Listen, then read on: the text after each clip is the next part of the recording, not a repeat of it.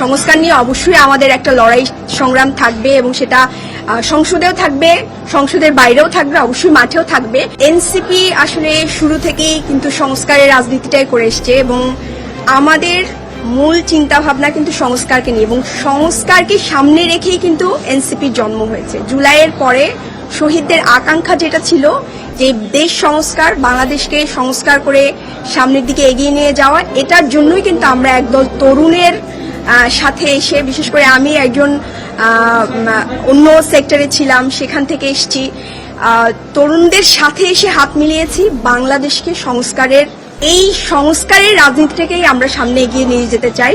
পাশাপাশি নারীর নিরাপত্তা, নারীর স্বাস্থ্য, এগুলো নিয়ে আমি আগেও কাজ করেছি। আপনারা জানেন যে আমার নারীর বিভিন্ন গ্রুপ ছিল, সেখানে আমি কাজ করেছি, বিনামূল্যে চিকিৎসা দিয়েছি।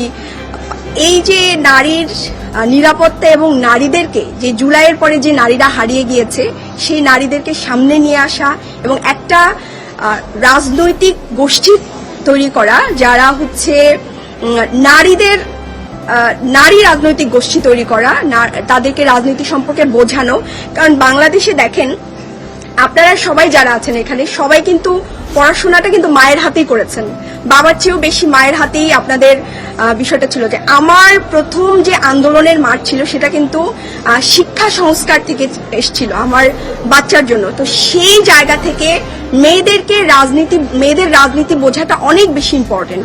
কারণ ওই যে হাতে খড়িটা, এটা কিন্তু মায়ের হাতেই হয়। মা যখন রাজনীতি সচেতন হবে, তখন একজন সন্তান রাজনীতি সচেতন হবে এবং সেই জায়গা থেকে দেশ এগিয়ে যাবে। না, আমি শুরু থেকে প্ল্যান করে এসেছি এবং শপথ গ্রহণের পরে এবং আগে থেকে আমার চিন্তা ছিল যে সংস্কার নিয়ে অবশ্যই আমাদের একটা লড়াই সংগ্রাম থাকবে এবং সেটা সংসদেও থাকবে, সংসদের বাইরেও থাকবে, অবশ্যই মাঠেও থাকবে।